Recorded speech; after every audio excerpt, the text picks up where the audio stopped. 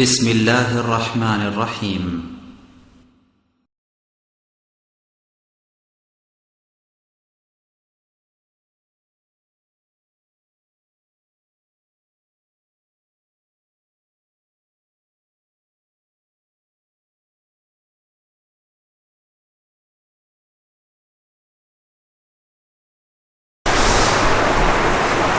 আসসালামু আলাইকুম ওয়া রাহমাতুল্লাহ। ইন্নাল হামদালিল্লাহ নাহমাদুহু ওয়া নাস্তাঈনুহু মান ইয়াহদিহিল্লাহু ফালা মুযিল্লা লাহু ওয়া মান ইউযলিল ফালা হাদিয়া লাহু ওয়া আশহাদু আল লা ইলাহা ইল্লাল্লাহু ওয়াহদাহু লা শারীকা লাহু وأشهد أن محمدًا عبده ورسوله أما بعد فأعوذ بالله من الشيطان الرجيم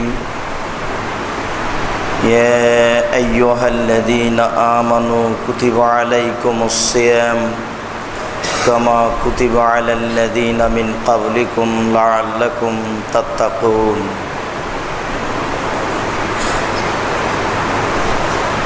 عن أبي أمامة باهلي رضي الله تعالى عنه قال قال رسول الله صلى الله عليه وسلم أمامة عليك بالصوم فإنه لا مثل له وفي رواية لا عدل له وفي رواية قال أمامة يا رسول الله مرني على عمل قال عليك بالصوم فإنه لا مثل له رواه البيهقي بسند صحيح। সম্মানিত মসজিদের মুসল্লি, প্রশংসা আল্লাহর জন্য, শান্তি অবতীর্ণ হোক আল্লাহর রাসূলের উপর সাল্লাল্লাহু আলাইহি ওয়াসাল্লাম। আজ আমাদের ইফতারি বৈঠক উপলক্ষে সিয়াম সম্পর্কে এক গুরুত্বপূর্ণ তথ্যবহুল বিবরণের চেষ্টা করব ইনশাআল্লাহুল আজিজ। সিয়াম শব্দের আভিধানিক অর্থ হচ্ছে বিরত থাকা। শরীয়তের পরিভাষায় খাওয়া পান করা, স্ত্রী মিলন, যাবতীয় অপছন্দ কথা ও কর্ম থেকে বিরত থাকার নাম সিয়াম। অবশ্য আমরা সিয়ামকে রোজা বলে জানি, যা ঠিক নয়। রোজা শব্দের অর্থ হচ্ছে উপবাস থাকা, আর সিয়াম শব্দের অর্থ হচ্ছে বিরত থাকা। অমুসলিমও উপবাস থাকে। গালি দিয়ে, নিন্দা করে, মন্দ কথা বলে, নগ্ন পোশাক পরে মানুষ রোজা থাকতে পারে, কিন্তু সিয়াম থাকতে পারে না। রোজা শব্দের অর্থ হচ্ছে উপবাস থাকা, আর সিয়াম শব্দের অর্থ হচ্ছে বিরত থাকা। দুটোই এক নয়। আর এ কথাও সত্য যে নামের পরিবর্তন হয় না। যারা পরিবর্তন করেছে তাদের উদ্দেশ্য অবশ্যই খারাপ ছিল। আমরা এ কথা খুব ভালোভাবেই জানি যে ইসলাম নির্ভর করে 5টি জিনিসের উপর। তার একটি হচ্ছে কালেমা, আর একটি হচ্ছে সালাত, আর একটি যাকাত, একটি সিয়াম, একটি হজ। হজ পরিবর্তন হয়নি, যাকাত পরিবর্তন হয়নি, কালেমা পরিবর্তন হয়নি, সালাত এবং সিয়াম পরিবর্তন হয়ে নামাজ আর রোজা হয়েছে। নামাজ শব্দের অর্থ হচ্ছে উপাসনা করা, আর সালাত শব্দের অর্থ হচ্ছে প্রার্থনা করা। তাহলে নামাজ আর সালাতে পার্থক্য আছে। ঠিক তেমনিভাবেই সিয়াম এবং রোজাতে পার্থক্য আছে। আরও উল্লেখ্য যে নাউনের নামের পরিবর্তন হয় না। কোরআন বাংলাতেও কোরআন, ইংরেজিতেও কোরআন, উর্দুতেও কোরআন। এটা একটা নাম, আল্লাহর দেওয়া নাম সিয়াম। রাসূলের দেওয়া নাম সিয়াম। আল্লাহ তাআলা বলেন কুতিবা আলাইকুমুস সিয়াম, তোমাদের উপরে সিয়াম ফরজ করা হয়েছে। তাহলে আল্লাহ এর নাম সিয়াম বলছেন, আর আল্লাহ রাসূল বলছেন যে বনিয়াল ইসলাম আলা খামস, ইসলামের ভিত্তি হচ্ছে 5টি, তার একটি হচ্ছে সিয়াম ও রামাজান, রামাজান মাসের সিয়াম পালন করা। আল্লাহ রাসূলও নাম সিয়াম দিলেন। কিভাবে পরিবর্তন হলো? মানুষই পরিবর্তন করেছে। যারা শরীয়ত বিকৃত করার চেষ্টা করেছে তারাই পরিবর্তন করেছে। উল্লেখ্য যে এবাদতের জগতে এক ভিন্ন ধরনের ব্যতিক্রম এবাদত হচ্ছে সিয়াম। এবাদতের জগতে সিয়ামের তুলনায় কোনো এবাদত নেই, যদিচ আল্লাহকে ডাকার সবচেয়ে বড় মাধ্যম হচ্ছে সলাৎ। সলাৎ দিয়ে আল্লাহকে যত ডাকা যায় আর কোনো এবাদত দিয়ে আল্লাহকে তত ডাকা যায় না। তবে সিয়াম দিয়ে আল্লাহকে যত সন্তুষ্ট করা যায় আর কোনো মাধ্যম দিয়ে আল্লাহকে তত সন্তুষ্ট করা যায় না। এ ব্যাপারে ওমামা বাহেলি রাদিয়াল্লাহু তাআলা আনহু বলেন, আমি একদা রাসূল সাল্লাল্লাহু আলাইহি ওয়াসাল্লামকে বললাম, মুরনি আলা আমালিন, আল্লাহর নবী আপনি একটা আমাকে আমলের কথা বলেন যে আমলটা আমি করব, সে আমলের বিনিময়ে আমি জান্নাত পেতে চাই। এই বলে তিনি আল্লাহর রাসূলের নিকটে জানতে চাইলেন। আল্লাহ রাসূল বলেন, ওমামা আলাইকা বিসসাম ফাইন্নাহু লা মিসলা লাহু, ওমামা তুমি সিয়াম পালন করো। এবাদতের জগতে সিয়ামের দৃষ্টান্ত কোনো এবাদত নেই। এবাদতের জগতে আর কোনো এবাদত নেই যেটা দৃষ্টান্ত হিসাবে সিয়ামের পাশে পেশ করা যায়। অন্য এক বর্ণনায় তিনি বলেন, ওমামা তুমি সিয়াম পালন করো। এবাদতের জগতে সিয়াম এমন একটি এবাদত লা ইদলা লাহু, যার সমপর্যায়ের কোনো এবাদত নেই। এবাদতের জগতে সিয়ামের সমপর্যায়ের কোনো এবাদত নেই। তাহলে এবাদতের জগতে সবচেয়ে গুরুত্বপূর্ণ দামি আল্লাহকে সন্তুষ্ট করার সবচেয়ে বড় মাধ্যম হলো সিয়াম। এ ব্যাপারে আব্দুল্লাহ ইবনে উমর রাদিয়াল্লাহু তাআলা আনহু বলেন, রাসূল সাল্লাল্লাহু আলাইহি ওয়াসাল্লাম বলেছেন, জান্নাতের 8টি দরজা রয়েছে, তার একটি দরজার নাম হচ্ছে রায়ান। ওয়াফি রিওয়ায়াতিন, অন্য এক বর্ণনায় সাহাল ইবনে সাদ রাদিয়াল্লাহু তাআলা আনহু বলেন, জান্নাতের দরজা হচ্ছে 8টি, তার একটি দরজার নাম হচ্ছে রায়ান। লা ইয়াদখুলু ইল্লা সায়েমুন, এই দরজা দিয়ে সিয়াম পালনকারী ছাড়া অন্য কেউ প্রবেশ করতে পারবে না। তিনি বলেন, এই যা দাখিল আখিরুহুম উগলেকা, সিয়াম পালনকারীর শেষ ব্যক্তি প্রবেশ করে গেলে এই দরজা বন্ধ করা হবে। অলাম এদখল আহাদুন, আর কোনো মানুষ এই দরজা দিয়ে প্রবেশ করতে পাবে না। আমি এখানে আপনাকে স্পষ্টভাবে বুঝাতে পারিনি এখনো যে এবাদতের জগতে সবচেয়ে ব্যতিক্রম এবাদত সিয়াম। এটা এইভাবে যে রাসূল সাল্লাল্লাহু আলাইহি ওয়াসাল্লাম বলেছেন, বিচারের মাঠে সালাত আদায়কারীদের জন্য একটা দরজা হবে, দানকারীদের জন্য একটা দরজা হবে, হজ পালনকারীদের জন্য একটা দরজা হবে। সব দরজা দিয়ে ফেরেশতাগণ ডাকবেন যে আসেন, এই দরজা দিয়ে আসেন। অবশ্য ওই সময়ে আবু বকর সিদ্দিক রাদিয়াল্লাহু তাআলা আনহু বলেছিলেন, আল্লাহর নবী সব দরজা দিয়ে ডাকবে এমন কি কেউ আছে? তখন আল্লাহ রাসূল বলেন, হ্যাঁ, সে ব্যক্তি তুমি, তোমাকেই সব দরজা দিয়ে ডাকবে, তুমি এমন একটা মানুষ। ওই সময়ে তিনি বলেছিলেন যে সিয়াম পালনকারীর শেষ ব্যক্তি ঢুকে গেলে এই দরজা বন্ধ করা হবে, এই দরজা দিয়ে আর কোনো ব্যক্তি ঢুকতে পাবে না। তবে তিনি একথা বলেননি যে দানকারীর শেষ ব্যক্তি ঢুকে গেলে দরজা বন্ধ করা হবে, তবে তিনি একথা বলেননি যে হজ পালনকারীর শেষ ব্যক্তি ঢুকে গেলে এ দরজা বন্ধ করা হবে। তিনি এই কথা বলেননি যে জাকাত আদায়কারীর শেষ ব্যক্তি ঢুকে গেলে এ দরজা বন্ধ করা হবে। এ ব্যাপারে তিনি কিছু বলেননি।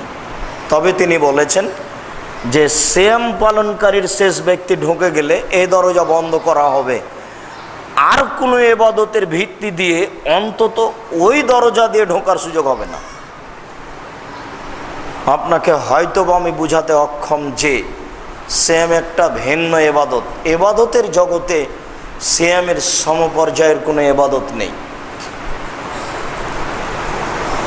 আব্দুল্লাহ ইবনে আমর রাদিয়াল্লাহু তাআলা আনহু বলেন, রাসূল সাল্লাল্লাহু আলাইহি ওয়াসাল্লাম বলেছেন, আল কোরআন ও সিয়াম ইশফান ইয়াউমুল কিয়ামা।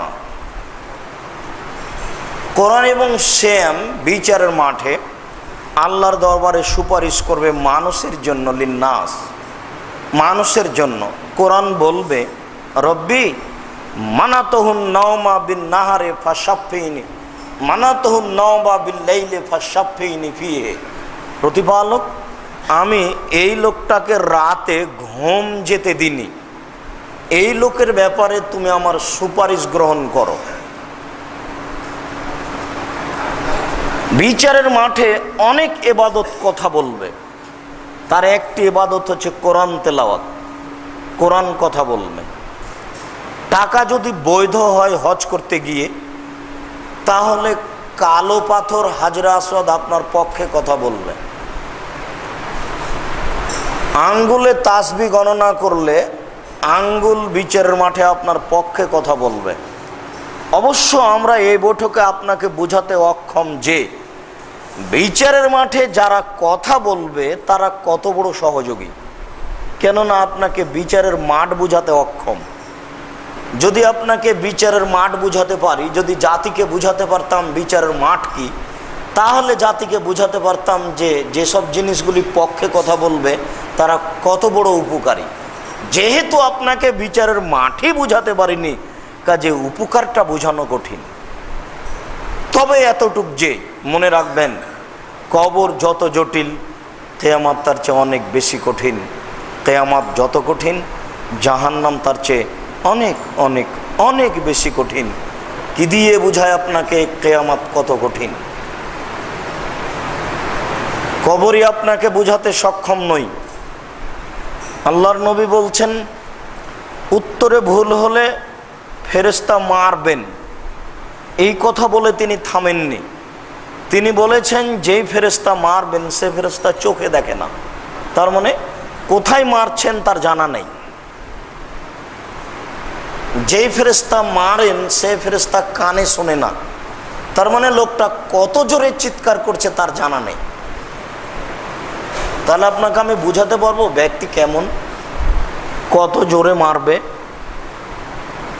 একজন পুলিশকে যদি বলা হয় যে একে 100 লাঠি মারো, তাহলে প্রথম লাঠি যত জোরে মারবে শেষ লাঠি তত জোরে মারতে পারবে না।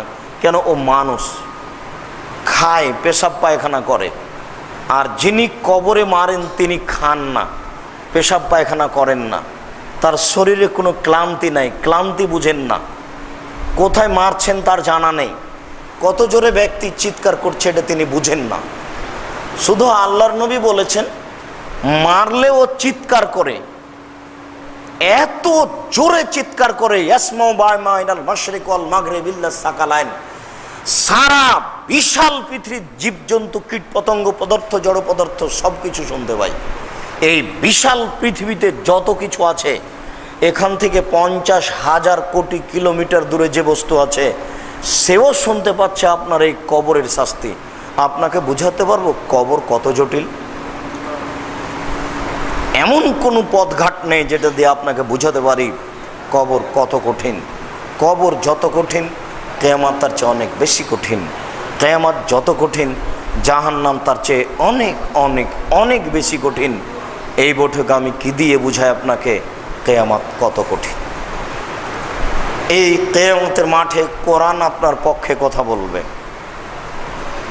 হয়তো বা আপনার জীবনে সুযোগ আসে না কোরআন তেলাওয়াত করার।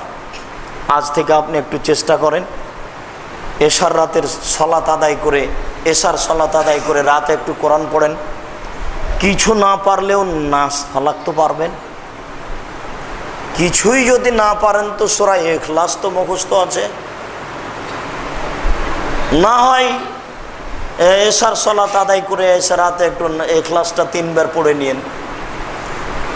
আর পারলে তো রাতে উঠে ঘুম যখন ভাঙবে তখন রাতে উঠে 2 রাকাত সালাত আদায় করবেন।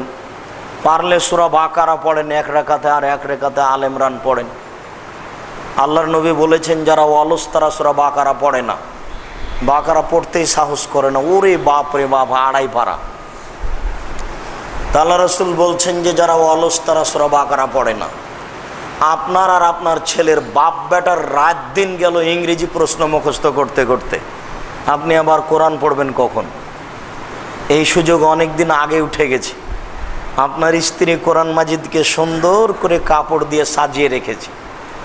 কোরআন মাজিদ এসেছে এই জন্য যে তাকে সাজিয়ে রাখতে হবে। বোকা মানুষ বুঝলো না কেউ যে কোরআন কেন এসেছে। মানুষ বুঝলো যে কোরআনকে গলায় তাবিজ দিতে হয় আর কোরআনকে সুন্দর করে সাজিয়ে রাখতে হয়, পড়ে গেলে চুমা দিতে হয়, এইভাবে বুঝলো। সেটাই করছে যেভাবে বুঝেছে।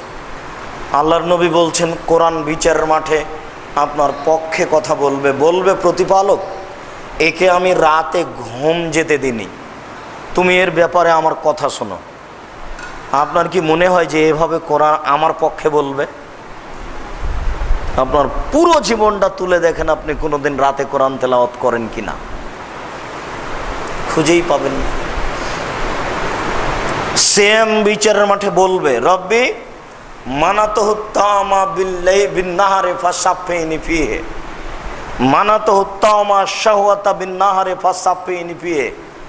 এই লোকটাকে আমি 2টা কাজ করতে দিনই, দিনে খেতে দিনই আর প্রবৃত্তি অনুযায়ী চলতে দিনই। অতএব তুমি আমার কথা শোনো, এই লোককে জাহান্নামে দিও না, জান্নাতে দাও। তখন আল্লাহ বলবেন আচ্ছা ঠিক আছে দিলাম। সেম আপনার পক্ষে কথা বলবে বিচারের মাঠে, বলবে প্রতিপালক আমি একে 2টা কাজ করতে দিনি, 1 খেতে দিনি আর 1 প্রবৃত্তি অনুযায়ী চলতে দিনি। এই কথাটা আল্লাহ বলছেন। আবু হুরায়রা রাদিয়াল্লাহু তাআলা আনহু বলেন রাসূল সাল্লাল্লাহু আলাইহি ওয়াসাল্লাম বলেছেন কুল্লু আমাল ইবনে আদম ইজাফুল হাসানাতু বিআশারি আমসালিহা ইলা 700 জিব। কাল আল্লাহ তাআলা ইল্লা সাম ফাইনাহু লিওয়ানা আজিবিহি। আদম সন্তানের সব নেকি 10 থেকে 700 হয়। 1 করলেই 1 লিখা হয় না, লিখায় হয় 10। 1 নেকি করেছেন তো ওটা আল্লাহ লিখেন না, করেছেন আপনি 1। হাদিসও আছে যে 1 নেকি, কিন্তু ওটা আল্লাহ লিখতে বলেন 10। আর এটা বাড়তে থাকে, বাড়তে বাড়তে 700 হয়, আরো বেশি। বুখারী মুসলিমের হাদিসে এসেছে আল্লাহ রাসূল বলছেন তোমরা ঘোড়ার বাচ্চা পালন করো না? বলে হ্যাঁ করি তো। এই যে ঘোড়ার বাচ্চা যেমন ধীরে ধীরে ধীরে ধীরে বড় হয়ে যায়, আমি তোমাদের নেকিকে বেশি করতে করতে এরকম অনেক করি। ভাষাটা সৌদি আরবের, এই জন্য ঘোড়া।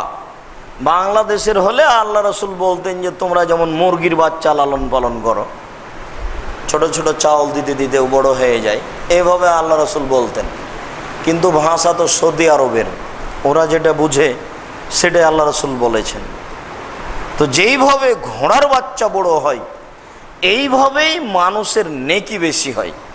এই কথা বলতে বলতে আল্লাহ তাআলা বলছেন, মানে হাদিসে কুদসি আল্লাহ তাআলা বলছেন তবে সেম এমন নয়, সেমের এরকম কোনো নেকি হয় না। সেম পালন করে 10-12 নেকি পাওয়া যায় না। 2, 4, 5, 10 দেখি সেমে নেই। 1 টাকা দান করলে 10 নেকি হয়, 1 টাকা কর্জ দিলে 18 নেকি হয়, এই কথা ঠিক। কিন্তু সেম পালন করলে এমন নেকি হয় না, তাহলে এটা ভিন্ন ইবাদত। সেম পালন করলে কি হয়? তখন আল্লাহ তাআলা বলছেন যে ফাইনাহু লি, সিয়াম হচ্ছে আমার ব্যাপার, ওয়ানা আজিজিবে, প্রতিদান আমি দিব। কি দিবেন? প্রতিদান আমি দিব। তো তাহলে নেকি হলো না? প্রতিদান আমি দিব মানে বিচারের মাঠে বলবেন এ নাও। তো বিচারের মাঠে কি দিবেন? আবু হুরায়রা রাদিয়াল্লাহু তাআলা আনহু বলেন যে রাসূল সাল্লাল্লাহু আলাইহি ওয়াসাল্লাম বলেছেন, আল্লাহ তাআলা বলেন, আ'দাদতু লিইবাদিয়াস সালিহিনা, আমি আমার ভালো বান্দাদের জন্য প্রস্তুত করেছি, আমি আমার ভালো বান্দাদের জন্য রেডি করেছি। আল্লাহ তাআলা বলেন। এ দেখেন আল্লাহ কি দিবেন সেটা শুনেন।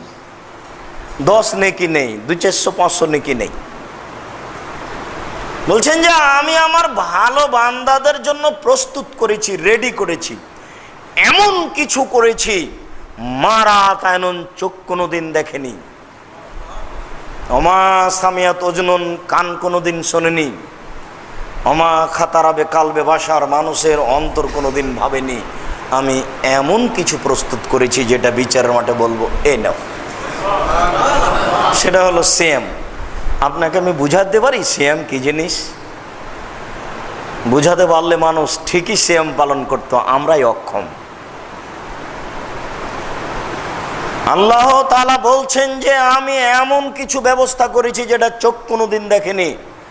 চোখ দেখেছে আগ্রার তাজমহল, চোখ দেখেছে হাওড়ার ঝুলন্ত ব্রিজ, চোখ দেখেছে ইরাকের ব্যাবিলনের ঘন্টা, চোখ দেখেছে ফ্যাক্স মেশিন, চোখ দেখতে পাচ্ছে মোবাইল। 50,000 বছর পরে চোখ আরো অনেক কিছু দেখবে। আল্লাহ তাআলা বলেন আমি এমন কিছু করেছি যেটা চোখ কোনোদিন দেখেনি। আপনাকে বুঝাতে পারি জান্নাত কি জিনিস? বোঝানোর কোনো পথ নেই। আগ্রার তাজমহল নিচের লেখাটা যেমন দেখা যাচ্ছে, 50 ফুট উপরের লেখাটা তেমনি দেখা যাচ্ছে। 20,000 লোক 22 বছর কি করলো? যদিচ তার কবর পাকা করা ঠিক হয়নি, কেননা আগ্রার তাজমহলে যত টাকা খরচ হয়েছে, এই টাকা দিয়ে ভারত, বাংলাদেশ, পাকিস্তানের প্রত্যেকটা জেলাতে একটা করে ইসলামী বিশ্ববিদ্যালয় হতো সেই কালে। সেই কালের 8 কোটি টাকা কি এখানে আছে? এটা হিসাব করা যায়? আল্লাহ তাআলা বলছেন আমি এমন কিছু রেডি করেছি যেটা চোখ কোনোদিন দেখেনি। তিনি বলেন আমি এমন কিছু ব্যবস্থা করেছি যেটা কান কোনোদিন শোনেনি। কান শুনেছে দত্তরাজের কাহিনী, কান শুনেছে 7 সমুদ্র 13 নদী পারে কি আছে, কান অনেক কিছুই শুনেছে যেটা কোনোদিন ভাবাই যায় না, এমনটা শুনেছে কান। এরপরে আল্লাহ বলছেন যে আমি এমন ব্যবস্থা করেছি যেটা কান কোনোদিন শুনেনি। এরপরে আল্লাহ বলছেন আমি এমন ব্যবস্থা করেছি যেটা অন্তর কোনোদিন ভাবেনি। মানুষের অন্তর অনেক কিছুই ভাবে। মানুষের অন্তর ভাবে যে আমি আজকে সপ্তম আকাশের উপরে চলে যেতে পারতাম,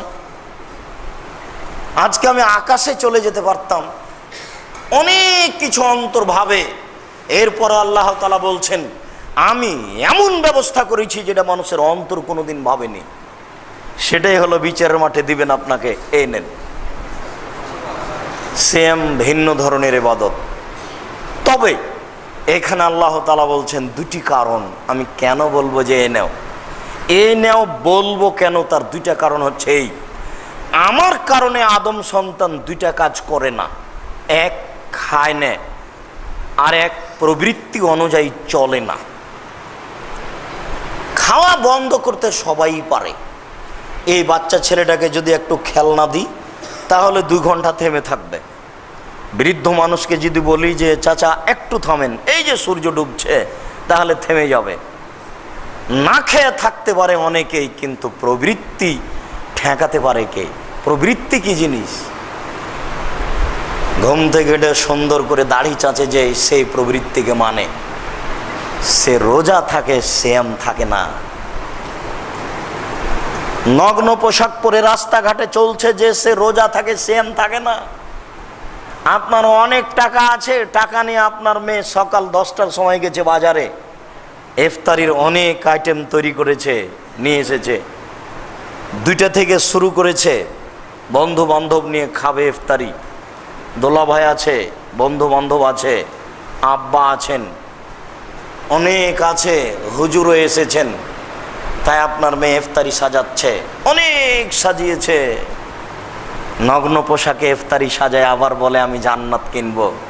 ধর্ম পাগল কিছু নয়, ধর্ম রাজশাহী চাঁপাইনবাবগঞ্জের হাওয়াই লাড্ডু নয়।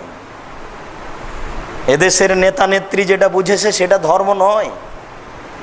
এদেশের নেতা নেত্রী মনে করছে যে কবরের চতুর্দিকে দাঁড়িয়ে সবাই মিলে হাত তুলে দোয়া করলেই কাজ হয়ে যাবে, এটা ঠিক নয়। যেভাবে আপনি আর আপনার স্ত্রী, আপনার মেয়ে রোজা থাকছেন, এই রোজা দিয়ে কাজ হবে না। প্রবৃত্তির অনুসরণ করে যারা, তাদেরকে আল্লাহ বলবেন না যে এই নাও। নগ্ন পোশাক পরে রোজা থাকে যারা, তাদেরকে বলবেন না আল্লাহ। মিথ্যা কথা বলে ব্যবসা করে যারা, তাদেরকে আল্লাহ বলবেন না। ধর্মের বিরোধিতা করে চলে যারা, তাদেরকে আল্লাহ বলবেন না। বিচারের মাঠে আল্লাহ বলবেন যে আমার কারণে তুমি 2টা জিনিস ত্যাগ করেছো, অতএব এই নাও, জান্নাতে যাও। কি দিয়ে বুঝায় আপনাকে সিয়াম কি জিনিস? ইবাদতের জগতে একটা ব্যতিক্রম ইবাদত হচ্ছে সিয়াম। সিয়াম দিয়ে আল্লাহকে যত সন্তুষ্ট করা যায়, আর কোনো ইবাদত দিয়ে আল্লাহকে তত সন্তুষ্ট করা যায় না। তাই রাসূল সাল্লাল্লাহু আলাইহি সাল্লাম বলেন, কে যদি একদিন সিয়াম পালন করে তাহলে তাকে জাহান্নাম থেকে 70 বছরের পথ দূরে সরিয়ে নেওয়া হবে। তাই তিনি বলেন, কেউ যদি একদিন সিয়াম পালন করে তাহলে 100 বছরের পথ তার থেকে জাহান্নামকে দূরে সরিয়ে দেওয়া হবে। কেউ যদি সিয়াম পালন করে তাহলে তার মাঝে আর জাহান্নামের মাঝে ব্যবধান হবে 500 বছরের পথ। অর্থাৎ সিয়াম পালনকারী জান্নাতে যাবে, ইনশাআল্লাহ যাবেই। সিয়াম দিয়ে জান্নাত কিনতে চাই ইনশাআল্লাহ, নেবই ইনশাআল্লাহ। এ ব্যাপারে আপনি প্রস্তুতি নেন, আজ থেকেই নিতে হবে। রমজানের সিয়াম পালন করতে আপনি বাধ্য। রমজানের সিয়াম পালন করলে অনেক কিছু হবে, এটা ভিন্ন জিনিস। তবে আপনি রমজানের সিয়াম পালন করতে বাধ্য।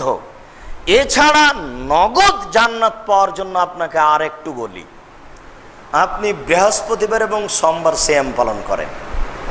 কেন? সাপ্তাহিক রিপোর্ট পেশ করা হয় বৃহস্পতিবার এবং সোমবারে। আমাদের নবী মুহাম্মদ সাল্লাল্লাহু আলাইহি সাল্লাম বলেছেন, আমি চাই আমার যখন রিপোর্টটা পেশ করা হবে আল্লাহর কাছে, তখন আল্লাহ দেখুক যে আমি সিয়াম আছি। এই জন্য তিনি বৃহস্পতিবার এবং সোমবার সিয়াম পালন করতেন। বাৎসরিক রিপোর্ট পেশ করা হয় শাবান মাসে। তবে কোন দিন এই কথা তিনি জানতেন না, এই কথা তিনি বলেননি। বাৎসরিক রিপোর্ট পেশ করা হয় শাবান মাসে, তবে কোন দিন এটা তার জানা ছিল না। এই জন্য তিনি পুরো শাবান সিয়াম পালন করার চেষ্টা করতেন। ওই দিনটা ধরতেই হবে। তিনি চাইতেন যে বাৎসরিক রিপোর্ট পেশ করার সময় আল্লাহ দেখুক যে আমি সিয়াম আছি।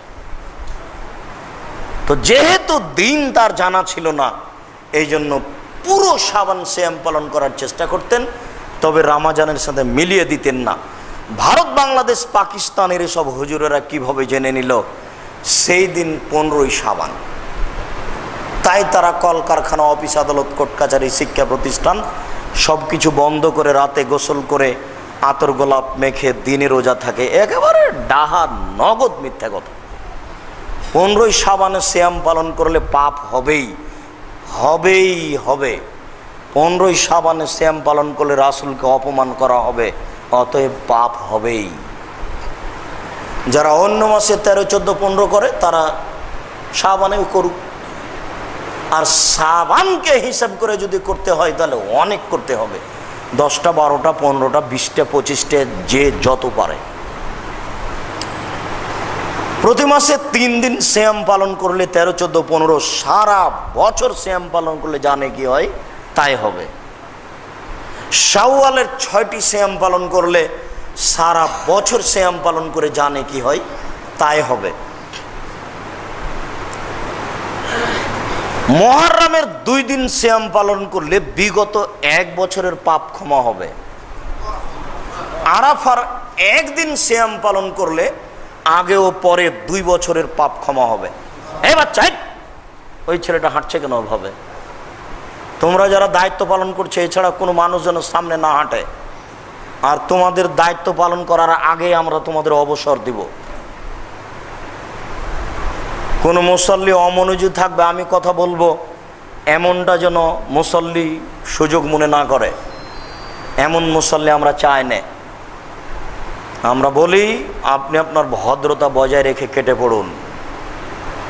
আমরা কথা বলবে, আপনি আপনার কাজে ব্যস্ত থাকবেন, এটা আমরা চাই না। যে আপনার অনুকূলে হলে থাকবেন, নইলে কেটে পড়বেন। আপনাকে বক্তব্য শোনাতে আমরা বাধ্য নই।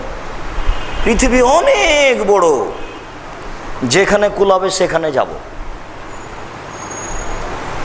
অতএব আপনি খুব সতর্কতার সাথে সতর্ক হয়ে বসে থাকেন,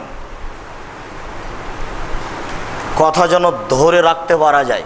এই কথা বিচারের মাঠে আবার আপনাকে জিজ্ঞাসা করা হবে, তখন আপনি যেন বিপদে না পড়েন। তখন আপনি যদি বলেন যে আমি জানি না, তখন এটা মাফ হবে না, রেহাই হবে না। বিচার একদিন হবেই। মানুষের তো বিচার হবেই, পশু প্রাণীরও বিচার হবে।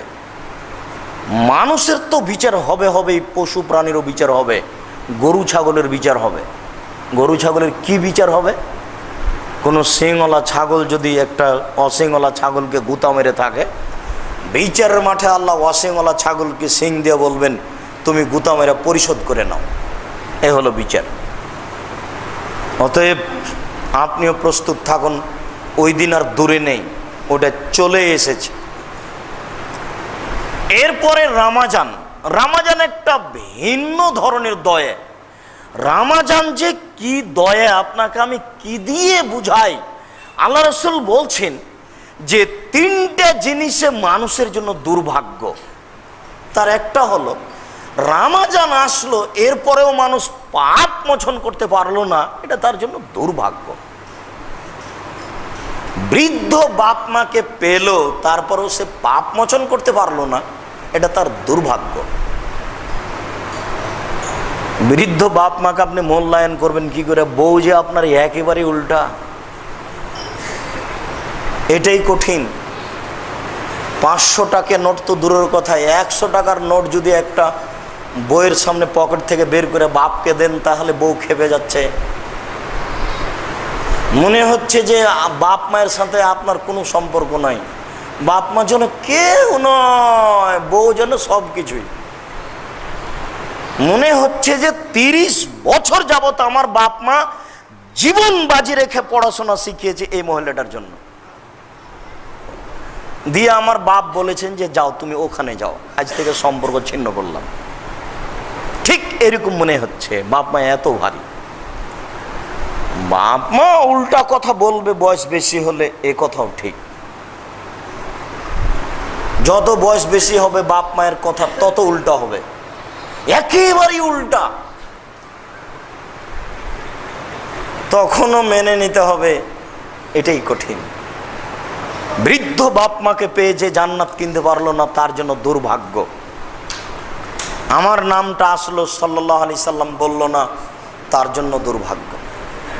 আল্লাহ রাসূল বললেন রামাজান আসলো, মানুষ রামাজানকে মূল্যায়ন করতে পারলো না, পাপ ক্ষমা করে নিতে পারলো না, এটা তার জন্য দুর্ভাগ্য। কোনোদিন ভেবেছেন কি আল্লাহর নবী বলছেন যে এজা দাখালা রামাজান ফতিহাত আবওয়াবুর রাহমা, রামাজান আসলে রহমতের দরজা খুলে দেওয়া হয়। এ কথাটা কি? রহমতের দরজা খুলে দেওয়া হয়, এর মানে কি? জান্নাতের দরজা খুলে দেওয়া হয়, এর মানে কি? তার মানে এখন কেউ জান্নাতে ঢুকছে? জি না, কেউ জান্নাতে যাবে না। এখন জাহান্নামের দরজা বন্ধ, মানে কেউ জাহান্নামে যাবে না। রমজান মাসে মরলেও জাহান্নামে যাবে না? জি না, এগুলো কথা একটাও ঠিক নয়।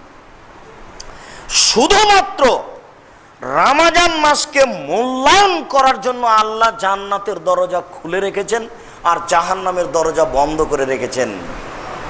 আমরা এই জাতিকে বুঝাতে পারলাম না আল্লাহ রমজানকে কত মূল্যায়ন করেন। আল্লাহ বলছেন যে আমার বিশেষ দয়া দেখাতে গিয়ে রমজান খুলে রেখেছি, যা তুমি খোলা থাকো। আমার বিশেষ দয়া দেখাতে গিয়ে জাহান্নাম বন্ধ রেখে যাই, জাহান্নাম থেকে বন্ধ থাকে। আপনি কি মনে করেছেন যে এখন কেউ জাহান্নামে যাবে না রমজানে মরলেন? জি না, জাহান্নামে যাবেই। তো জাহান্নাম বন্ধ কেন? জান্নাত খোলা কেন? এটা আপনাদেরকে বুঝাতে পারলাম না যে শুধুমাত্র রমজানকে মূল্যায়ন করার জন্য আল্লাহ এটা করেছে। কিন্তু আমি আর আপনি বুঝতে পারলাম না রমজান কি জিনিস। রমজান এসেছে, আপনি শুধু খালি দুই হাতে লুটে নেবেন দয়া। রহমত এভাবে খোলা আছে। এই জন্য রমজানের প্রথম 10 রহমত, মধ্যের 10 ক্ষমা, শেষের 10 জাহান্নাম থেকে বাঁচা। এই কথা ঠিক নয়। পুরো রমজান দয়া, পুরো রমজান ক্ষমা, পুরো রমজান জাহান্নাম থেকে মুক্তি। আল্লাহ রসুল বলছেন যে ওতাকাও লিন্নাস, মানুষের জন্য এটা জাহান্নামের মুক্তির মাস। সারা মাস একবারে জাহান্নাম থেকে নিজেকে বাঁচানোর জন্য সে ব্যস্ত থাকবে, আর রহমত 2 হাত দিয়ে লুটে নিবে। এটা তো বুঝাতে পারলাম না। নইলে কি আপনি এভাবে মিথ্যায় ব্যবসা করতে যান? বুঝাতে পারলে রমজান মাসে সব জিনিসের দাম বেড়ে যায়, রমজান মাসে জিনিসের দাম কমে যাবে। রাখাল কিষান কাজ কম করবে, কাজের মেয়ে কাজ কম করবে, কাজ বেড়ে গেল। সবাই যদি নতুন পোশাক কিনতে চান তাহলে তো দর্জি সাপ্লাই করতে পারবে না, দাম তো বাড়বেই। সবাই যদি 20টা ইফতারির আইটেম তৈরি করেন তাহলে তো দ্রব্যমূল্য ঘাটতি হবে। মানে ছিল এক, উল্টে গিয়ে হলো আরেক। দয়ার মাস 20 টাকা কেজি বেগুন হবে অন্য মাসে, তো এখন হবে 10 টাকা কেজি। তা না করে এখন হলো 50 টাকা কেজি, 100 টাকা কেজি। উল্টে গেল। তার মানে রহমত ধরতে গিয়ে এটা উল্টে গেছে। মানুষ বুঝতে পারলো না যে রহমত কি জিনিস, রমজান কি জিনিস, এটা বুঝতে পারলো না। সম্মানিত দিনী ভাই, রাসূল সাল্লাল্লাহু আলাইহি সাল্লাম বলেন, মান সামা রমজানে ঈমানান ওয়া ইহতিসাবান গফিরা লাহু মা তাকাদ্দামা মিন যামবিহি। কেউ যদি ঈমান সহকারে নেকির আশায় রমজানের সিয়াম পালন করলে তাহলে তার অতীতের পাপ সব ক্ষমা হয়ে যাবে। মান কামা রমজানা ঈমানান ওয়া ইহতিসাবান গফিরা লাহু মা তাকাদ্দামা মিন যামবিহি। কেউ যদি ঈমান সহকারে নেকির আশায় তারাবি পড়তে পারে তাহলে তার অতীতের সমস্ত পাপ ক্ষমা হবে। উল্লেখ্য যে তারাবি তাহাজ্জুদ একটাই সালাত, তারাবিও যা তাহাজ্জুদও তাই। চ্যানেল হাতে থাকলে মাতাব্বরি করতে হবে তাদের এটা ঠিক নয়। তাদের মনে রাখা উচিত যে বিচার একদিন হবেই। বেটা, তোমার লজ্জা থাকা উচিত। তাহাজ্জুদ 8 রাকাত, তারাবি 20 রাকাত, এই কথা তুমি কেমনে বলো? তোমার লজ্জা থাকা উচিত যে তারাবি কোনো হাদিসেই নেই। তাহাজ্জুদ তো আছে, কিয়ামুল লাইল তো আছে, কিন্তু তারাবি তো হাদিসে নেই।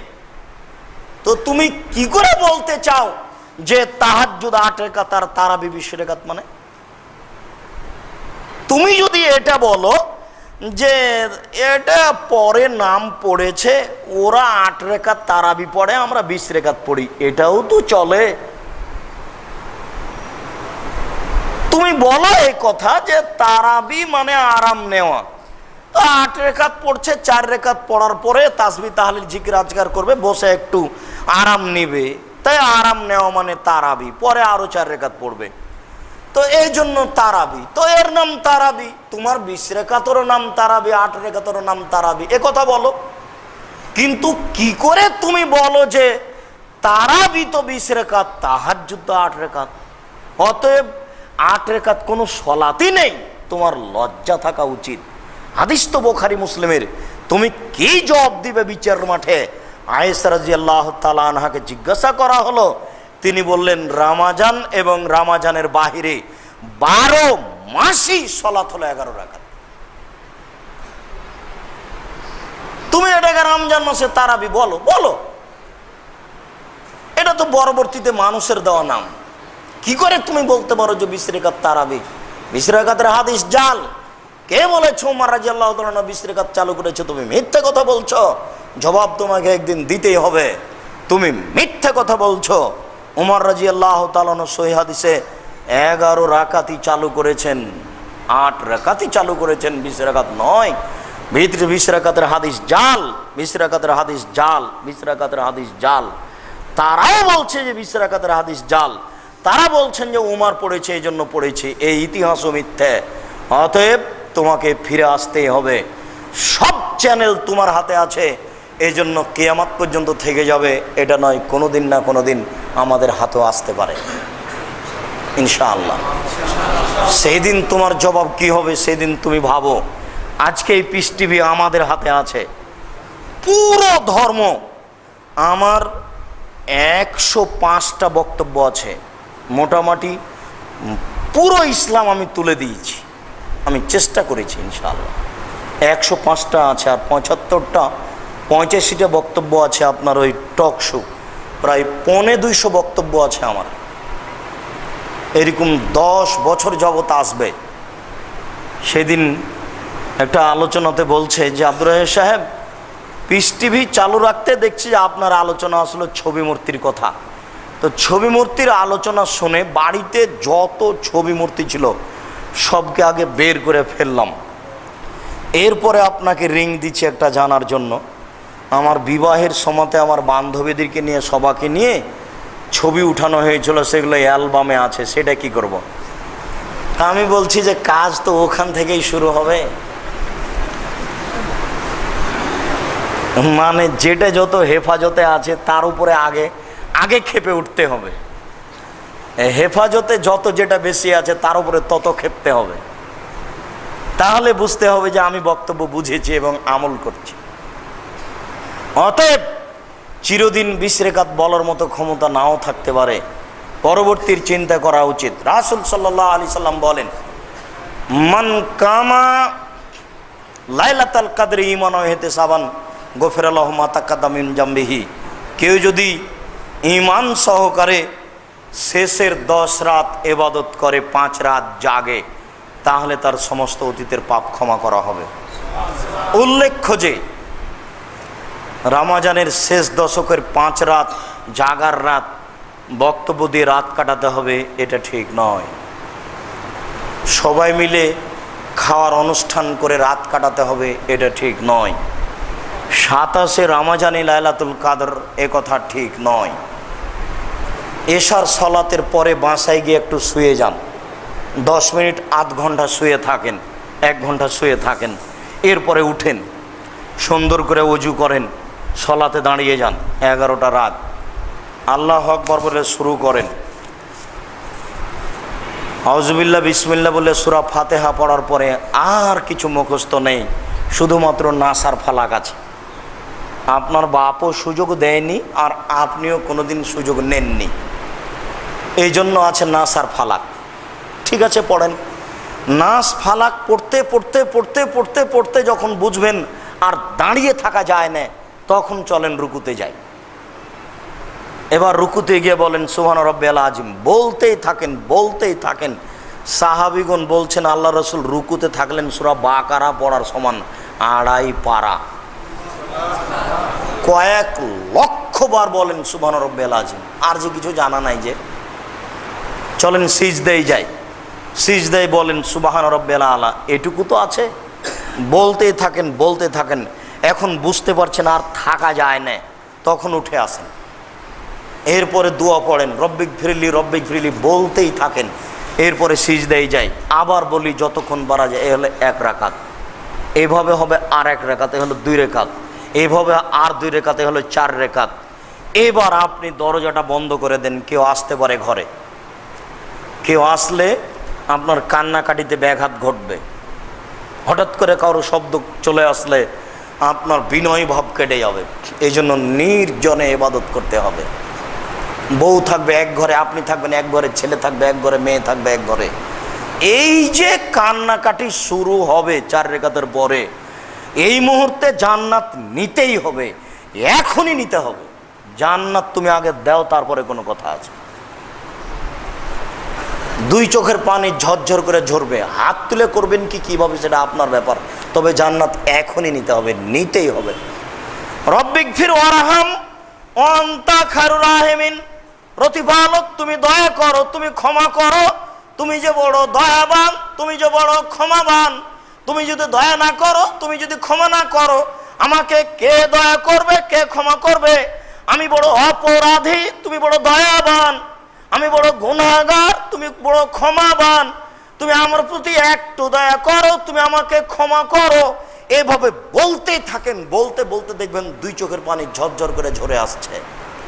এই ভাব ঘন্টা যাবৎ থাকবে, কয়েক ঘন্টা থাকতে পারে।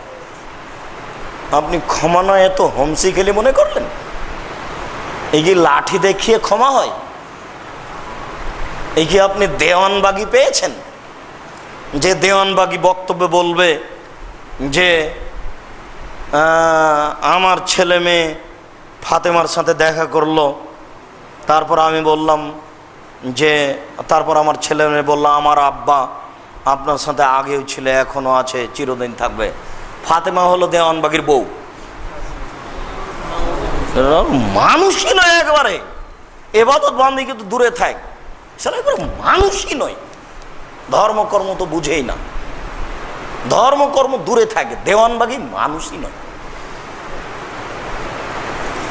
যারা পীর পূজা করে, যারা এসবগুলো করে, তারা মানুষ থেকে দূরে চলে গেছে। তারা কথা বলতে পারে যে ফাতেমা আমার বউ, এটা হয়। আল্লাহ তার সাথে কথা বলে, এটা হয়। মানুষের সামনে এগুলো চলছে। আশ্চর্য দুনিয়া। ধর্মের নামে মানুষ যে কত কি করছে তার কোনো হিসাব নেই। অবাক দুনিয়া। ক্ষমা নিতেই হবে যে কোনো মূল্যে, কান্নাকাটি করে ক্ষমা নিতে হবে। এরপরে 4 রেখাত দেখবেন ফজর হয়ে শেষে 4টে বাজতে যাচ্ছে, 3 রেখাত পড়ে নিয়ে সাহারি খান। এভাবে রাত জাগতে হবে যে কোনো মূল্যে, কম খেতে হবে, আগে প্রস্তুতি নেন। অত বেশি ইফতারি করা যাবে না, অত খাওয়া যাবে না। অত খেলেই তো একটু পরে শুইতে ইচ্ছা করবে। কষ্ট করে ইবাদত সহজ নয়। আল্লাহ রসুল বলছেন, আয়েশা বলছেন যে যা দাখালা আসরুল আওয়াখের, যখন শেষের দশক আসতো, সাদ্দাম মিজারাহু, আল্লাহ রসুল লুঙ্গি গুটিয়ে নিতেন। রাজশাহী চাঁপায় নবমগঞ্জের ভাষায় লেংটি মেরে নিতেন, কাপড় গুটিয়ে নিতেন। এখন বুঝেন কি না, এই মাঠে যারা কাজ করে কাপড় গুটিয়ে নিয়ে, তারাকে দেখেননি আপনারা? তো আল্লাহ রসুল এইভাবে কাপড় গুটিয়ে নিতেন, মানে কি বুঝলেন? তাহলে কি কাপড় এইভাবে উঠিয়ে তিনি গুটিয়ে নিতেন? তার মানে কি জোরালো প্রস্তুতি নিতেন, সারা রাত তার সাথে কথা বলতে হবে আল্লাহর সাথে। ঘুমকে ঠেকাতে হবে, খাওয়া ঠেকাতে হবে, মনের ইচ্ছেকে ঠেকাতে হবে, সবকে ঠেকাতে হবে, তারপরে রাত জাগা। হোমসি খেলি হয়ে গেল। এতগুলো ইফতারি খেয়ে, আবার এত কিছু খেয়ে বউয়ের সাথে গল্প করে রাত কাটা যায়? জান্নাত কি পড়ে আছে? এই কি এদেশের নেতা নেত্রী? এমনি নিয়ে নেবেন, ভুল হিসেব। তার কাছে কান্না পেশ করেই জান্নাত নিতে হবে, কেঁদেই নিতে হবে, এমনি নয়। জোর করে জান্নাত হয় না। প্রথমত নিয়মে আসতে হবে, দ্বিতীয়ত কেঁদে জান্নাত নিতে হবে। আপনি এবছরের সামনের ওই 10 রাত 5 রাতের জন্য প্রস্তুতি নেন। যে প্রস্তুতি চলছে এটা বাতিল, এই প্রস্তুতি চলবে না। সম্মানিত মসজিদের মুসল্লি, এইভাবে রমজানকে মূল্যায়ন করার চেষ্টা করুন। এখানে কি আছে তার আগে গুরুত্বপূর্ণ কয়েকটি কথা, সেটা হচ্ছে দ্রুত ইফতার করতে হবে। আহলে হাদিসের পক্ষ থেকে, যুব সংঘের পক্ষ থেকে, জমিয়তের পক্ষ থেকে যেসব বিজ্ঞাপন পোস্টার ইস্তেহার আছে সময়ের ইফতারির, তার চেয়ে হাফ মিনিট 1 মিনিট আগে করতে হবে। তারপরে আল্লাহকে বলতে হবে, এই দেখো আমি তোমার নবীকে মেনে দেখালাম। আর যদি হাফ মিনিট দেরি করেন, যে পেটটা বের হয়ে যাচ্ছে, এই সময়ের চেয়ে হাফ মিনিট দেরি করলে এই কাজটা হবে ইহুদির। নেকি তো বহু দূরের কথা, জাহান্নাম তৈরি হয়েছে মানুষের জন্য, ওখানে গরু ছাগল যাবে না। হুজুর দিয়ে জাহান্নাম পূর্ণ হবে। মিলাদ আপনার বাড়িতে হয়, হুজুরের বাড়িতে তো হয় না। বিষয়টি ভাবতে হবে না? কি শরমে লিখতে পারে বিজ্ঞাপন পোস্টারে যে 3 মিনিট দেরি করে ইফতার করো। সরকারের পক্ষ থেকে পেপার পত্রিকাতে যে বের হয় সূর্য ডুবছে এই টাইমে, তারপরে লিখছে যে সতর্কতার জন্য আরও 3 মিনিট দেরি করতে হবে। নেহায়াত অন্যায়। 10 তলা বিল্ডিংয়ের উপরে ইফতার আগে পরে হবে, নিচে ইফতার আগে হবে। যদি সূর্য দেখে ইফতার করে মানুষ, তাহলে উপরেরটা পরে হবে, উপরের সূর্য পরে ডুববে, নিচে যারা আছে তাদের আগে ডুববে। এই জন্য সারা পৃথিবীতে একদিনে ঈদ হবে না। যারা একদিনে সারা পৃথিবীতে ঈদ করতে চাচ্ছে তারা সহিহ হাদিসের বিরোধী, তারা সহিহ হাদিসকে মানে না এবং তারা বিদ্যাহীন, তাদের কাছে বিদ্যা নেই। এরাই ওরা যারা কেতাল পার্টির লোক, যারা এইভাবে বলছে এরাই উসমানকে হত্যা করেছে, এরাই খারেজি। জোর করে ধর্ম দেখাতে যাই, মূর্খ কোথাকার, হিসাব করে না, নিকাশ করে না। যাও তুমি তিরমিজির বাংলা অনুবাদ করে পড়ো, যেটা তা হাদিস ফাউন্ডেশন থেকে, ইসলামিক ফাউন্ডেশন থেকে যেটা অনুবাদ করা আছে, যাও পড়ে দেখো। অনুবাদ তুমি হুবাহু দেখো, তিরমিজির অনুবাদ দেখো, আবু দাউদের অনুবাদ দেখো। ওরাই বলছেন যে উম্মুল ফাজল মহিলা আমাকে পাঠালেন সিরিয়াতে আমি কাজ সেরে আসছিলাম, সেদিন রামাজান শুরু হলো। সেই দিন মুয়াবিয়াও রোজা থাকলেন, আমরাও চলে আসলাম। 1 মাস লাগলো সিরিয়া থেকে মদিনে আসতে, সেই দিন 1 মাস হয়ে গেছে।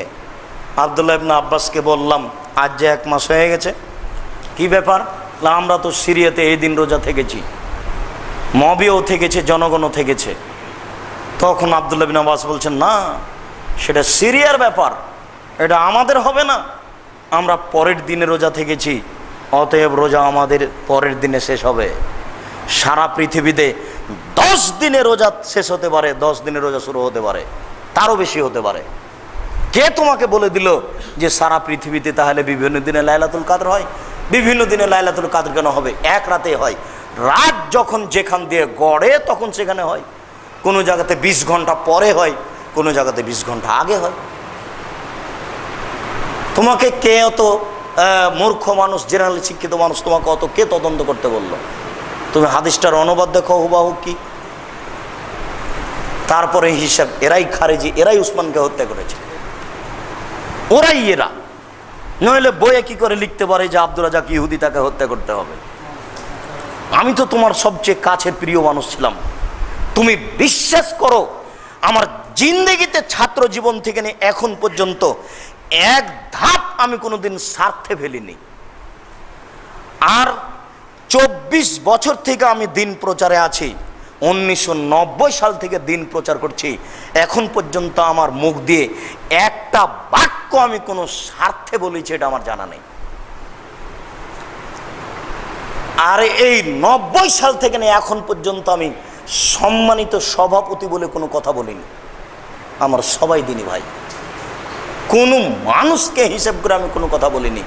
আমি তোমার সবচেয়ে কাছের মানুষ, তুমি কি করে বলতে পারো ওই ইহুদি? তুমি উসমানকে হত্যা করেছ, তুমি খারেজি, তুমি মূর্খ মানুষ, তুমি একদিন পড়াশোনা করো না, তুমি এটা বলো কি করে? তোমার ইতস্তবোধ থাকা দরকার, তোমার বিবেচনা থাকা দরকার। সম্মানিত দিনী ভাই, জরুরি যে আপনি তাজা খেজুর দিয়ে ইফতার করেন। শোন না, ঢাকাতে ধনী মানুষ, মোবাইল করে দেন, আগামীকাল সন্ধ্যা হতে হতে সৌদি আরব থেকে তাজা খেজুর চলে আসবে।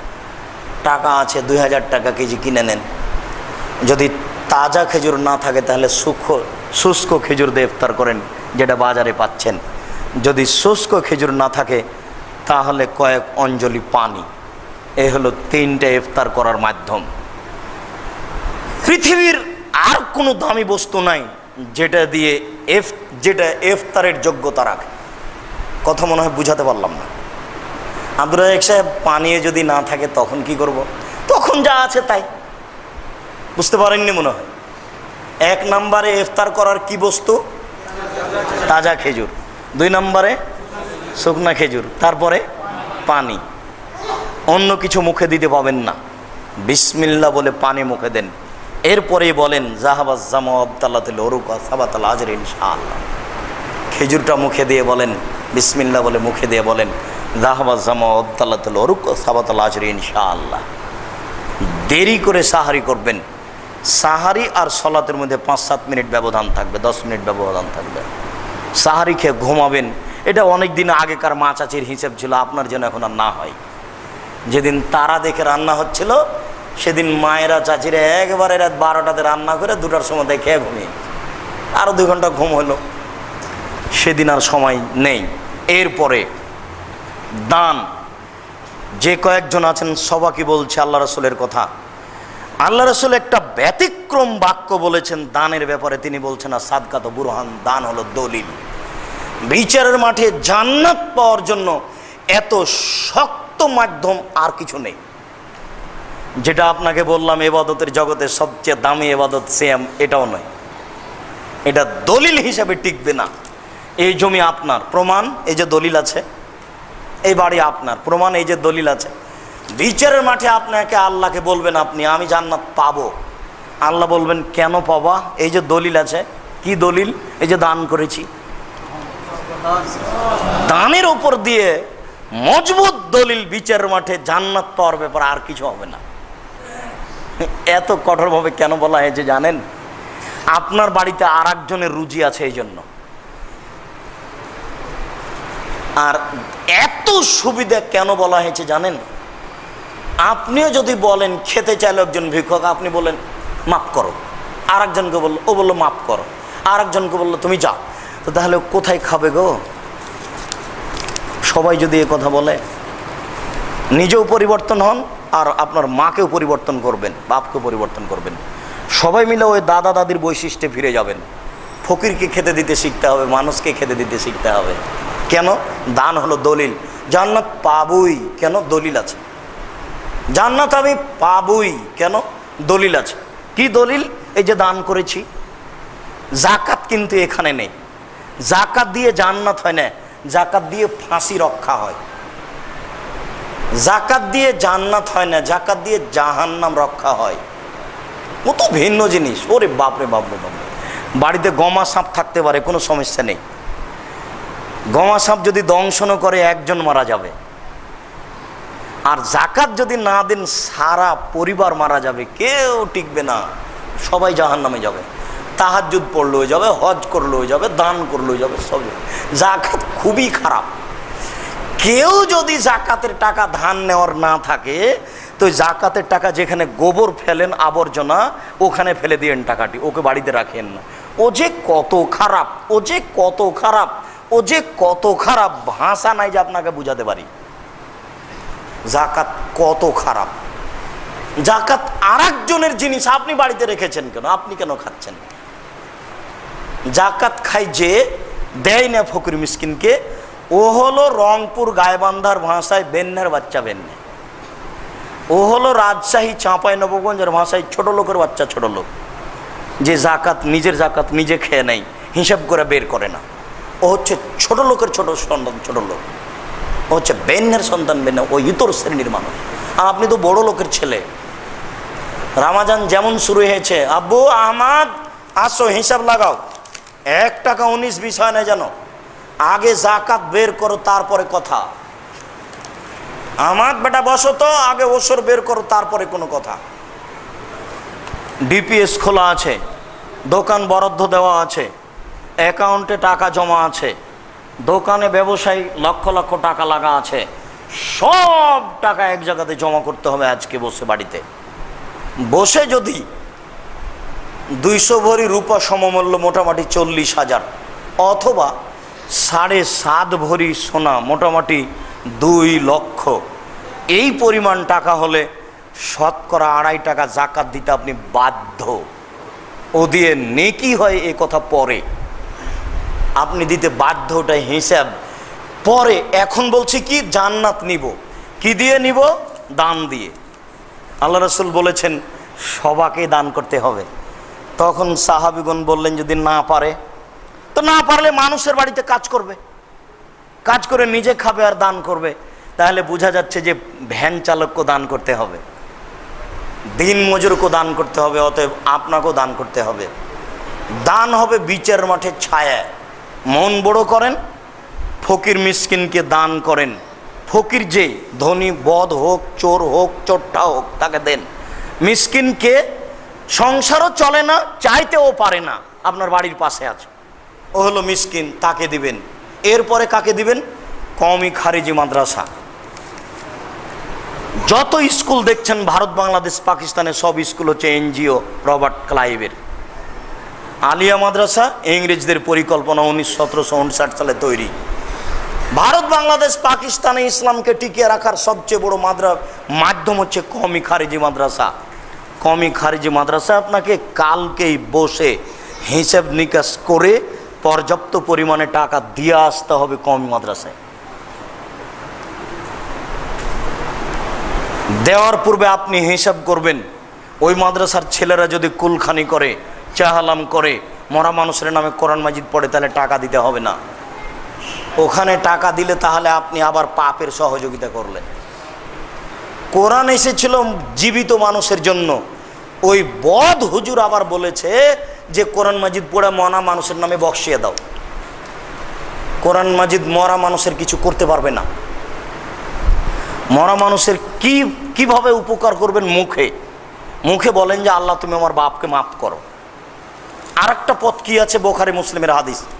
আল্লাহ রসুলকে এসে সাহাবী বলেন, আল্লাহ রসুল আমার মা মারা গেছে, আমি তো বাড়িতে ছিলাম না, এখন দান করলে আমার মায়ের নেকি হবে?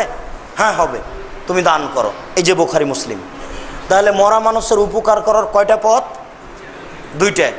একটা মুখে বলতে হবে আল্লাহ তুমি আমার বাপকে মাফ করো, দোয়া মুখস্থ করে বলেন আল্লাহুম্মা গফির লি আবি ওয়ারফা দারজাতাহু ফিল মাহদিন ওয়াবসালাহু ফি কবরিহি ওয়া নাব্বির লাহু ফিহি। আল্লাহ তুমি আমার পিতাকে ক্ষমা করো, তাকে উচ্চ মর্যাদা দান করো, তুমি তার কবরকে প্রশস্ত করো, তুমি তার কবরকে আলোকিত করো। রব্বির হামহুমা কামা রব্বায়ানি সাগীরা রব্বিক ফিরলি ওয়ালে ওয়ালে দাইয়া। আপনার দোয়া মুখস্থ থাকলে বলেন, আর যদি কিছুই না থাকে তাহলে বলেন যে আল্লাহ তুমি আমার বাপকে ক্ষমা করো। এটা তো পারবেন। দাদা দাদিকে ক্ষমা করে, এটা হলো মুখে দোয়া। আর একটা পথ হলো দান করেন। দান ফকির, মিসকিন, কওমি খারিজি মাদ্রাসা, জাকাত বের করে কওমি খারিজি মাদ্রাসায় নিয়ে আসবেন। আমরা চেষ্টা করছি। আজকের জন্য আপনাকে প্রস্তাব পেশ করছি, যেখানে ওই শেষ হয়ে যাচ্ছে ঢাকায় লাগা, এখানে একটা জায়গা পাওয়া গেছে 14 বিঘে একসাথে কওমি মাদ্রাসা করার জন্য আমার হাতে হস্তান্তর করেছে। আলহামদুলিল্লাহ, যারা দিয়েছে তাদেরকে আল্লাহ জাযায়ে খায়ের দান করুক। আমি রমজানের 10 দিন পরে উন্নত মানের প্রতিষ্ঠান খোলার চেষ্টা করছি, ইংরেজি, আরবি, বাংলা, যাতে করে ছেলেরা শিক্ষা অর্জন করে বড় খিদমত করতে পারে। এরকম প্রতিষ্ঠান চালানোর জন্য আমাদের বাচ্চারা প্রস্তুত আছে। আমাদের বাচ্চারা এখন প্রস্তুত আছে, যারা বাংলা, ইংরেজি, আরবি, উর্দু এই কয়েকটা ভাষাতে যে কোনো সময় তারা লিখিতভাবে খিদমত পেশ করতে পারে, মুখে পেশ করতে পারে। আমাদের বাচ্চারা প্রস্তুত আছে। এখন এই প্রতিষ্ঠানগুলি আপনাদের সামনে। আর বিশেষভাবে বাংলাদেশে আহলে হাদিসের বা সঠিক আকীদার সবচেয়ে বড় মাদ্রাসা হচ্ছে রাজশাহীর নওদাপাড়া মাদ্রাসা। এখানে 700 ছাত্র পড়াশোনা করে, প্রায় 600 ছেলে থাকে বোর্ডিংয়ে, 100 জন এতিম আছে, 300 জন ছাত্রী আছে, 25 জন এতিম মেয়ে আছে। এদেশে সঠিক আকীদার সবচেয়ে বড় প্রতিষ্ঠান। আপনার যদি পয়সাপাতির গতি ভালো থাকে তাহলে আমাদের সাথে যোগাযোগ করলে আপনার পয়সাগুলি আমরা ভালোভাবে কাজে লাগাতে পারবো। এদেশের পয়সা দিয়ে ইনশাআল্লাহ বিশাল প্রতিষ্ঠান গড়ে তুলব ইনশাআল্লাহ। তার প্রমাণ রাজশাহী নওদাপাড়া মাদ্রাসা, এবং আপনার চোখের সামনে এটা অচিরেই আমরা বিশাল করে গড়ে তুলব ইনশাআল্লাহ। পারবো ইনশাআল্লাহ, পথঘাট আমি দেখতে পাচ্ছি ইনশাআল্লাহ। দোয়া করবেন, পরামর্শ দিবেন। আর বাচ্চা যদি ওই মাপের থাকে তাহলে আল্লাহর কাছে সমর্পণ করেন আজকেই।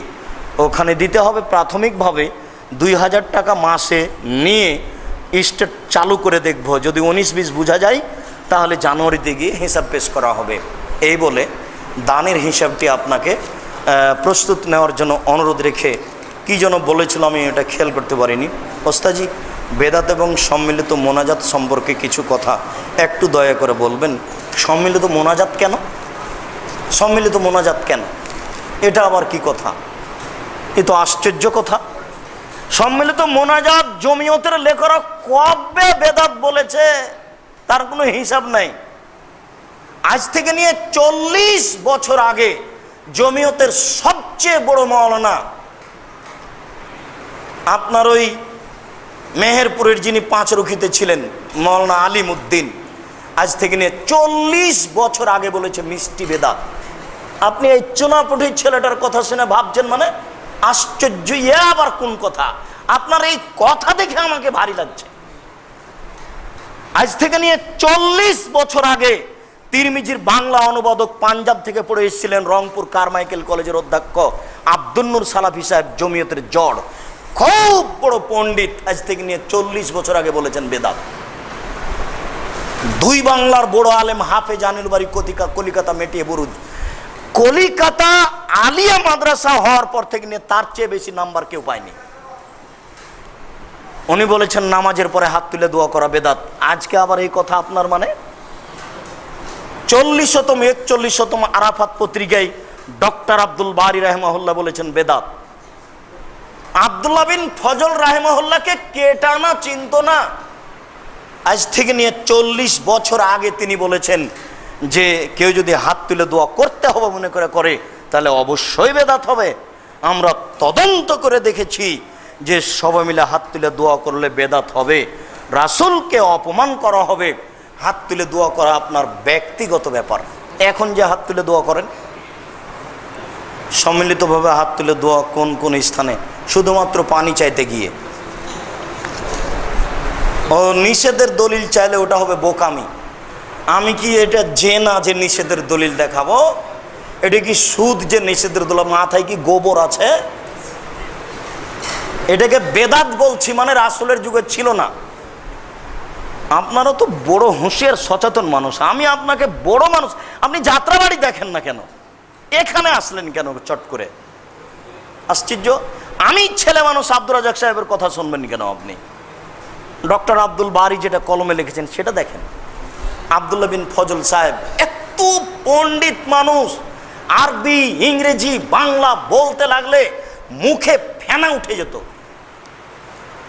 আজ থেকে 40 বছর আগে বলেছেন যে বেদাত। হিসাব পাবেন না। এসবগুলো ছেলে পিলে কোন ডক্টর কি বললো এগুলো আপনি হিসাব করিয়ে নেন। ডক্টর মানেই জানা পড়াশোনা জানে না, এটা আপনি প্রথমত ধরে নেবেন। পীর মানে বদ, আর ডক্টর মানে এমনিতে ওটা একটা ডিগ্রি। মৃত ব্যক্তির নামে মানুষ খাওয়ানো যায় কি না? জি না, বিদাত।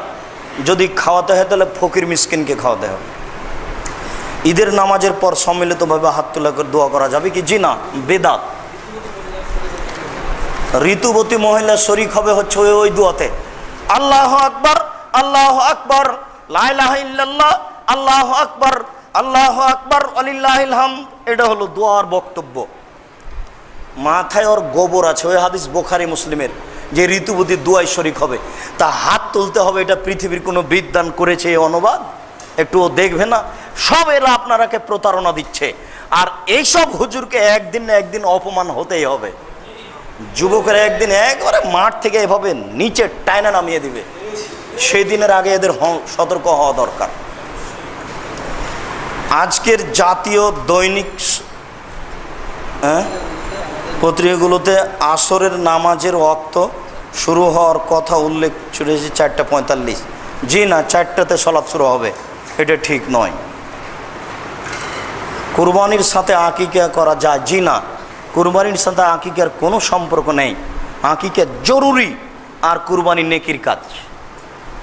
আকিকা বাধ্য আর কুরবানি নেকির কাজ। করেন নেকি হবে, করিয়েন না নেকি হবে না। মাঝে মধ্যে কুরবানি ছেড়ে দেওয়া ভালো। আর 7 দিনের দিন আকিকা দিতেই হবে, নইলে আপনি গুনাহগার, আল্লাহর কাছে ক্ষমা চাইবেন। আজান এবং আকামাতের মাঝখানে কি ধরনের দোয়া পড়া যাইতে পারে? যত আপনার দোয়া মনে আছে সব পড়েন। আল্লাহ রাসূল বলেছেন দোয়া করো, চাও দেওয়া হবে। আল্লাহুম্মা ইন্নাকা আফুবুন তুহিব্বুল আফwa। আজানের দোয়াটা পড়েন, তারপরে আপনার যা মনে আছে সেটাই পড়বেন। কোরআন হাদিসের দোয়া। জুমার দিন আজান কয়টি? জুমার দিন আজান একটি। দ্বিতীয় আজান বিদাত, সেই কালে আব্দুল্লাহ ইবনে উমর বলেছেন। আর আমরা হানাফি মসজিদে 2টা আজান হয় এটা মনে করতাম। চাঁপাইনবাবগঞ্জ শহরে গিয়ে দূর থেকে বলতাম, ওই যে হানাফি মসজিদ, এইখানে 2 আজান হয়, এটা আমরা বলতাম। আহলে হাদিস মসজিদে 2 আজান হয় এটা আমাদের জানা ছিল না। 2 আজান বিদাত। বিসমিল্লাহির রহমানির রহিম। কি? আসসালামু আলাইকুম আইয়ুহা শাইখ সওয়াল। বাদা সলাত দোয়া বেরাফি আদাইন মাল মুসাল্লিন জামা, মানে সলাতের পরে সবাই মিলে হাত তুলে দোয়া করা যাবে কি জানা? জি না, সবাই মিলে হাত তুলে দোয়া করা বেদাত। জবাব দিতে হবে কোরআন এবং সুন্নাহ দ্বারা। আব্দুল করিম, জি না, এটা বিদাত। হাত তুলে দোয়া করা, সবাই মিলে দোয়া করা নিজের ব্যক্তিগত ব্যাপার, দোয়া করা উচিত, এখনই গিয়ে করবেন। বাড়িতে গিয়ে কম খাবেন, খুব মনে রাখেন, খাওয়া বেশি হলে একটাও হবে না, এবার উল্টে পড়ে যেতে হবে। কম খাবেন, তারপরে হাত তুলে দোয়া করবেন বাড়িতে গিয়ে এখনই। আকিকে 7 দিনের মধ্যে না দিতে পারলে কি হবে? হবে না আকিকে, 7 দিন শেষ, আকিকে শেষ, 7ম দিন শেষ, আর আকিকে নেই। মৃত মোমেন মোমেনাকে উত্তর দিকে মাথা রেখে কবর দেওয়ার বিধান সম্পর্কে, জি সহিহ হাদিস। আল্লাহ রাসূল বলেছেন, যেদিকে পা থাকে সেদিক থেকে ঢোকাও, দক্ষিণ দিকে পা থাকবে আর উত্তর দিকে মাথা থাকবে, সহিহ হাদিস। না, পশ্চিম দিকে পা না। আকামতের জবাব কি নীরবে? জি, আজান একামতের জবাব নীরবে দিতে হবে। রাসূল সাল্লাল্লাহু আলাইহি সাল্লামের রাত্রির নামাজ, তাহাজ্জুদ আর তারাবি একই। তাহাজ্জুদ পড়লে তারাবি পড়তে হবে না, তারাবি পড়লে তাহাজ্জুদ পড়তে হবে না। যারা রাতে সলাত আদায় করা অভ্যাসী, তাহাজ্জুদ তারা রাতেই পড়েন, জামাত থাক। তবে 1 মাস তারাবি চলবে। যারা বলেছে রাসূল 3 দিন পড়েছেন আর পড়েননি, রাসূল 3 দিন পড়েছেন আর মসজিদে আসেননি, তিনিও পড়তেন, মসজিদে জামাত হতো, একাধিক সহিহ হাদিস। তিনি আসেননি কেন? ফরজের ভয়ে। জামাত চলছিল, একাধিক সহিহ হাদিস। অতএব জামাতে তারাবি চলবে। তারাবি তাহাজ্জুদ একটাই সলাত, একটা পড়লে আর একটা পড়তে হবে না, একটা পড়ার পর আর একটা পড়লে বিদাত হয়ে যাবে। রমজানের শেষ 10 দিন এতেকাফ করার নিয়ম কি? আসরের সলাত আদায় করে একটা জায়গা পৃথক করে ঘেরে রাখবেন, ওখানে বসবেন, ক্ষমা চাওয়ার জন্য অজু করে এসে 2 রাকাত সলাত আদায় করবেন। এছাড়া এমনি 5 ওয়াক্ত সলাত আদায় করবেন, মাঝে মধ্যে অজু করে এসে 2 রাকাত সলাত আদায় করবেন। আর তাসবিহ তাহলিল জিকির আজকার কোরআন তেলাওয়াত আর ক্ষমা চাওয়া, হাত তুলে দোয়া করেন, যেভাবে আপনার অনুকূলে আসে ক্ষমা নিতে হবে, এটা একটা বিশেষ সুযোগ।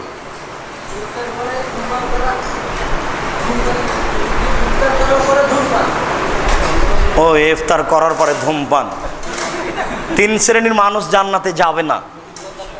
তার 1 শ্রেণীর মানুষ হচ্ছে যারা ধূমপান করে, যারা বিড়ি তামাক জর্দা সিগারেট গুল নেশাদার দ্রব্য খায় পান করে, তারা জান্নাত যাবে না, তাহাজ্জুদ পড়েও হবে না।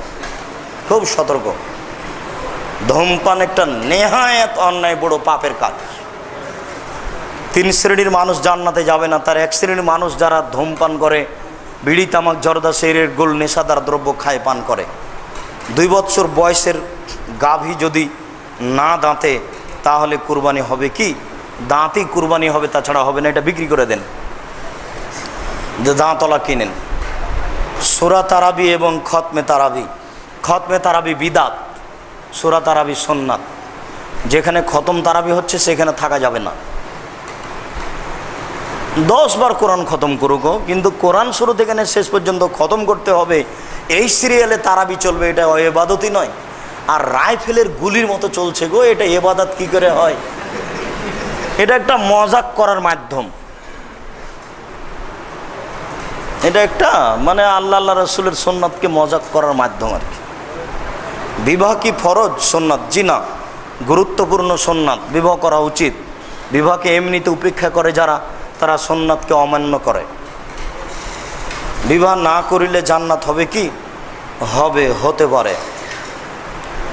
ফাজিলাতুশ শাইখ আলাইকুম হাল ইয়াজুজু আন ইয়াকুলা হাজারতু কাবলা আসমা আসহাবিন নবী সাল্লাল্লাহু আলাইহি ওয়াসাল্লাম, হাজারতু কাবলা আসমা আসহাবিন নবী সাল্লাল্লাহু আলাইহি ওয়াসাল্লাম, হাল ইয়াজুজু আন ইউজামিয়া মা যাওজা বাদা সাহুরে ওয়া কাবলা সুবহি সাদিক। আগের ইবারত বুঝতে পারিনি, পরের ইবারত ঠিক আছে, যে খাওয়ার পরে স্ত্রী মিলন কি জায়েজ? সাহারি খাওয়ার পরে, জি সাহারি খাওয়ার পরে স্ত্রী মিলন জায়েজ। সাহারি খেলে রোজা চালু হয়নি, সেম রোজা চালু হয়েছে আজানের সময় থেকে। বোঝা বুঝতে পারেননি? খাওয়া আধ ঘন্টা 1 ঘন্টা আগে খেয়েছেন, সেজন্য সেম চালু হয়ে গেছে। জি না, আজানের পূর্ব পর্যন্ত স্ত্রী মিলন এবং এই ধরনের কাজগুলি জায়েজ। এখানে একটা কথা মনে পড়ে গেল যে দিনে স্ত্রী মিলন ঘটে গেলে তাকে 60 জন মিসকিনকে খাওয়াতে হবে। এটা শুধু স্ত্রীর সাথে এটা ঘটে গেলে, কেউ যদি বদমাইশি করে একটা রোজা ছেড়ে দেয় তাহলে তাকে একটাই করতে হবে, 60টা করতে হবে না। 60টা জরিমানা শুধু এই কাজ করলে। কথা বুঝতে পারেননি? শুক্রিয়া, জাযাকুমুল্লাহ খায়র। তো আপনাদেরকে আমি পরীক্ষামূলকই বলছি, আল্লাহ রসুল বলেছেন যে যে যতটুকু দান করলো আল্লাহ তুমি তার ততটুকু পূরণ করে দাও, আর যে যতটুকু দান করলো না আল্লাহ তুমি তার ততটুকু ক্ষতি করে দাও। ক্ষতি হবেই। এখন তো দান 10 টাকা করলেন না, তো বাড়িতে গিয়ে দেখবেন আপনার স্ত্রী বলছেন এই 5000 টাকা দাও, আমি বাজারে যাব। এটা আপনার দিতে বাধ্য। ওটা নারী নির্যাতন নয়, ওটা পুরুষ নির্যাতন। বাড়িতে গিয়ে দেখছেন যে ছেলে ওই গাড়িতে চড়ে উল্টে হাত ভেঙে গেছে, 20,000 টাকা লাগবে, এমনিতে যাবেই। এর মানেই হচ্ছে এই, আপনি দান না করলে টাকা আপনার ধ্বংস হবেই হবে, আপনি বুঝতে পারেন আর না পারেন। আর দান করলে সেটা বেড়ে যাবে। কিভাবে বাড়বে? বরকত বাড়বে। 100 টাকা থেকে 10 টাকা দান করে 90 টাকা বাক্সে রেখে 1 বছর রাখলেও 90 টাকাই থাকবে। তা আল্লাহ বলেছেন যে বাড়বে, নবী যে বলেছেন বাড়বে, ওটা হলো বরকত বাড়বে, ওটা হলো বরকত বাড়বে। হাদিসে আছে যে আনাসের ঘটনা আপনার সামনে বলেছি, যে আল্লাহ রসুল আনাসের মা আনাসকে নিয়ে গেলেন রাসূলের কাছে, নিয়ে গিয়ে বলছেন এই যে আনাস আপনার ছোট খাদেম, আপনি তার জন্য একটু দোয়া করেন।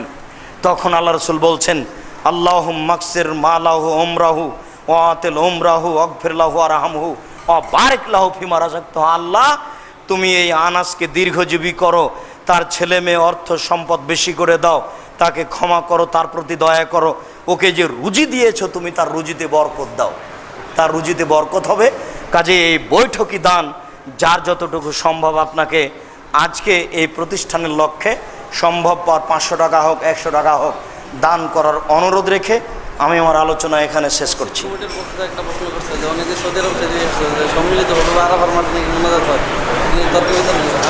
সম্মিলিতভাবে আরাফার মাঠে মোনাজাত হয় না। সম্মিলিত মনে 1 কোটি মানুষ, কে কোথায় আছে কোনো হিসাবই নেই। কে আপনাকে বলেছে এটা মিথ্যা কথা বলেছে? আমার প্রায় 40টা মতো ছাত্র ওখানে আছে যারা সব সময় এসব খবর রাখে মদিনা বিশ্ববিদ্যালয়ে, আর আমরা তো নিজে বাস্তব দেখেছি, এগুলো মিথ্যা কথা। জি শুক্রিয়া। সম্ভবপর আপনার সহযোগিতার কথা রেখে দিয়ে আমি আমার আলোচনা এখানে শেষ করছি। সুবহানাকা আল্লাহুম্মা ওয়া বিহামদিকা আশহাদু আল্লা ইলাহা ইল্লা আনতা আস্তাগফিরুকা ওয়া আতুবু ইলাইক।